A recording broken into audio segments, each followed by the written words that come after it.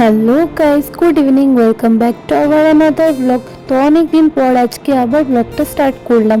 তো প্রথম কথা বলে রাখি, ব্লগটা আজকে ইভিনিংয়ে বলছি, কিন্তু ইভিনিংয়ে দেবো কিনা কোনো ঠিক নেই, আর কখন ভিডিওটা পোস্ট করব তারও কোনো ঠিক নেই।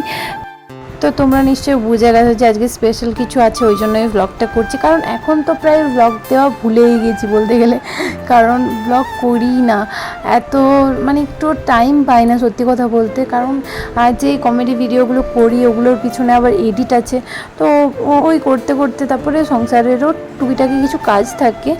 যতই মানে কী বলি, যতই কাজের মাসি থাকুক বা যেই থাকুক, আরও তাছাড়াও আরও অনেক কাজ আছে সংসারে।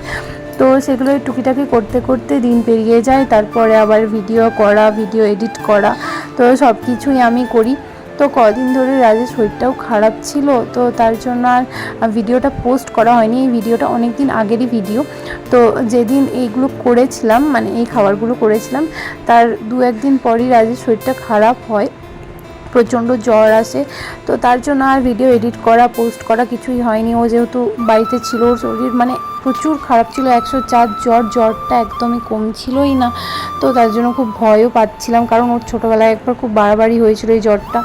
তো তার জন্য আর ভিডিও এডিট করা, পোস্ট করা কোনো কিছুই হয়নি। তার মধ্যেই রাজ মানে প্রচুর স্ট্রং, সত্যি বলতে নেই কিন্তু তাও বলছি, প্রচুর স্ট্রং। যে ও এই এতটা জ্বর এসছে, আমার একটু হলেই তো আমি লটকে যাই একবারে। তো ওর এতটা জ্বর এসছে, তাও মানে স্ট্রংভাবে কমেডি ভিডিওগুলো একটা দুটো মানে এডিট করে দিচ্ছিল, একটু একটু করে এডিট করে, সবটা হয়তো পাচ্ছিল না।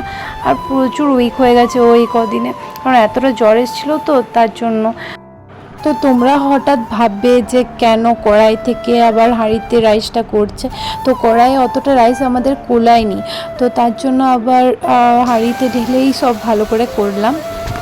তো আজকে আমি বানাচ্ছি হচ্ছে মানে মেথি চিকেন, যেটা বানাচ্ছি। তারপরে বানিয়েছি ফ্রাইড রাইস, হয়ে গেছে, তোমাদেরকে দেখে দিয়েছি এই যে এখানে। তো এখানে ফ্রাইড রাইস আছে, আর বানানো হয়েছে পনির দিয়ে মিক্স ভেজ। তো অনেকদিন ধরে ভাবছিলাম যে বৌদিদেরকে খাওয়াবো, যে দাদা বৌদি নতুন বিয়ে করলো, তোমাদেরকে ভিডিওটা দিয়েছিলাম ব্লগটা। তো সেই দাদা বৌদিকে আজকে দেখেছি, তো আজকে খাওয়াবো বলে সকালবেলাতেই খাওয়াবো, কিন্তু আমি ভাবলাম রাত্রেবেলা জিনিসটা একটু অন্যরকম হয়, সকালবেলা সেই ভাত খাওয়া না, তো তার জন্যই সন্ধ্যে এরকম রাত্রেবেলা রাখা, কারণ আমাদের ঘরের সামনেই ঘর, বেশি দূর না, ওই জন্যই রাত্রেবেলা। তো তোমাদের তো বললামই সব কিছুই রান্না হয়ে গেছে, শুধু চিকেনটা হয়ে গেলেই হয়ে গেল। তো আজকে মা বলছিল আমি রান্না করবো, আমি বললাম যে না, আজকে আমি করি, কারণ আমার না করে খাওয়াতে সবাইকে খুব ভালো লাগে, মানে সত্যি বলছি, আমার করে খাওয়াতে সবাইকে প্রচণ্ড ভালো লাগে। আর তার জন্য হয়তো খুব ভালো রান্না করতে পারি না, কিন্তু যতটুকু পারি সেইটুকু দিয়েই আমি মনে হয় যে আমি লোকে খাওয়াই। তো চলো, চিকেনটা প্রায় হয়ে এসছে। তো আজকের ব্লগটা এই পর্যন্তই, তোমাদের সাথে আবার দেখা হচ্ছে নেক্সট কোনো ব্লগে। সবাইকে টাটা।